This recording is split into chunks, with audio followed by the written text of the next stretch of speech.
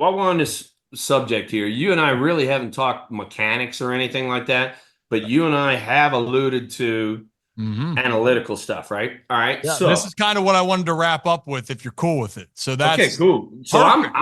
I'm a big common sense type guy. All right. Common sense, observe, and go from there. Use your brain power. Hey, what you're seeing is what you should be looking for. So anyway, so now, all right, and the great Tony Gwynn and I had this discussion all the time. We couldn't get him out, so he was at first base the whole time. He was my friend. He and I talked mechanics and analytics and everything until you blew in the face. But this is the one thing that I took away from him. And I used it throughout my career, and I teach this today. The baseball is coming this way. All right. Shouldn't you go this way to meet the ball? Right. If that is the case, and it's what we call staying on plane. If you're staying on plane with the baseball, you don't have to hit it absolutely perfect. You can hit it here, here, here, here, because you're on plane with the ball. All right. So yeah, you might pull one, you might hit one up the middle, you might be a little hair late, you might hit it that way. Now, the way that these people are teaching, and some of these idiots that are on YouTube and they freaking telling themselves that, oh, I teach Aaron Judge or whatever. They're teaching the balls coming in here and you're going this way. All right. Your timing has to be absolutely perfect. That's first off. Second off, if you miss it by a smidge, it's either a pop up or a top or just a strikeout. And, why not give yourself the most opportunities to succeed? If it's coming this way, go right back at it. All right, boom, boom, boom. All right. If it's coming this way and you're coming up at it, dude, you got holes in your swing about this big and you're going to be exploited. And that's why we're seeing a lot of these bullshit batting averages in the major leagues now, because guys are trying to invent power when they shouldn't. When you got to know what type of hitter you are, too. I think that's Cool. another part of when I look at lineups and the lineups that have success. Are you an RBI guy? Are you a power guy? Are you a guy that's going to get on base? Are you a contact guy? Do you use all parts of the field? And I'm always a big believer. You show me some of the best hitters in the world, and I'll probably tell you, hey, they can probably hit it anywhere they want to. That's a whole different conversation. But you got to know yourself, one, but then two, I think one part that keeps getting missed, and you're talking about swinging up or, and not going directly to the baseball. And I see a lot of people that would argue back and go, well, the results when you watch the footage, oh, their bats ending up swinging up at the end. I want you to talk about this for a second, mindset, because as a hitter, when I always said I'm going to be direct, the results then led to that. But if I always told myself I want to lift, my swing would get long and my bat would be slow. Can you just explain a little bit more about why we tell ourselves to swing more down? All right. So if you got your hands up and you're coming down this way, all right, we just talked about being on plane. Look at the barrel of the bat. It stays on plane with the baseball. All right. As soon as you bring this shoulder up, that elbow up, that shoulder drops, you get this and you come up at the ball. All right. Which is exactly what we talked about just a second ago. All right. So one of the big things that we talked about in our era, keeping your shoulders square, keeping the front shoulder down, keeping the front elbow down, take your bottom hand, okay? Whether you're right-handed, whether you're left-handed, doesn't matter. Take your bottom hand and pull, all right? If you pull down towards the ball, all right, look what happens. Shoulders stay level, elbows down, barrel of the bat stays flat coming through. If you trying to pull like this and you try to lift your shoulder at the same time, you're going to blow out a shoulder.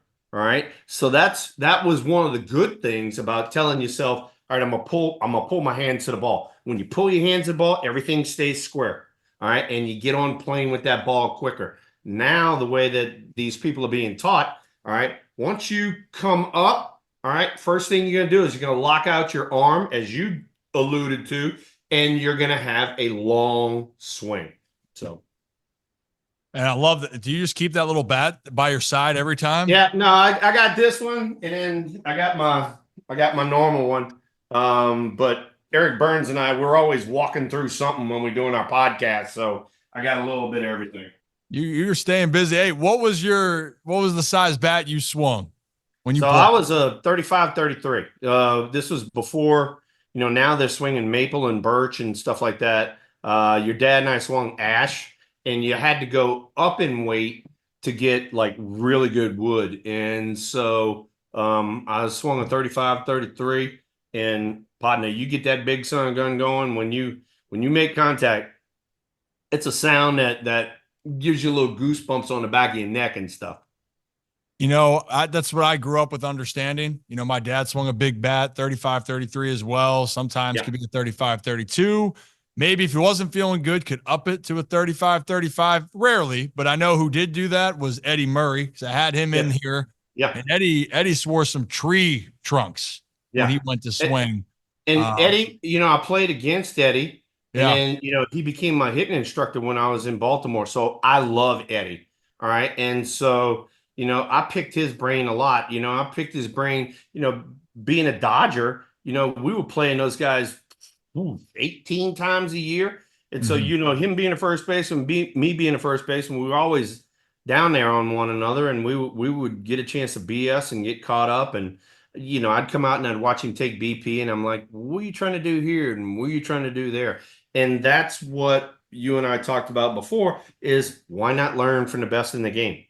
All right. They're the best in the game for a reason. They are doing something for a reason. Why don't you ask a few questions, find out what they're doing, and maybe stick it into your game, and you get better. I think we will start to see a cycle come back a little bit now. And there's certain players I watch. There's one guy, Jacob Wilson. His dad. Oh, kid Jack from was, Oakland? yeah, I love him. I love him. dude, He's an he old is. school. Matter of fact, Eric Burns and I just talked about him. He's old school right there. I'll watch that kid any day of the week. It's when it's in the zone and it's in the air, he's making contact and he's fighting and he's scratching and he's clawing. He's also hitting for a high average. And I Yep. know people want to look at slugging and OPS and all that. I think what will never go out of style, in my opinion, is bat to ball skills. If you can hit it, there's going to be a place for you on a major league team. So you got Wilson doing it, from the right side in Oakland. If you flip it around from the left side, another one from the right side that I really like to watch, and he's playing against us, but is Mookie Betts. I think Yeah. Mookie does the same thing. I think Mookie grinds. He knows his limitations, but yet at the same time he hunts pitches and stuff like that. And if you flip it around on the left side, another guy that everybody needs to watch is Freddie Freeman. Yep. You watch Freddie Freeman. Freddie Freeman can do it all. He can hit it the other way. He can hit it center. He can turn on it and pull it. He's in the zone quite a long time. So there's just three players right now of the current game that I watch that I'm a fan of. I mean, Freddie, it's not crazy to say that he could be the best pure hitter in baseball. Like pure, just anywhere, Yeah. boom, boom, boom. Not saying power, not saying like what Judge is doing, but pure hitter. Freddie's been doing it. And yeah, it's a big reason why the Dodgers are pretty damn good. They have superstars, but then two of their superstars in Mookie and Freddie are two of the toughest outs to go against. That is totally correct. Totally correct.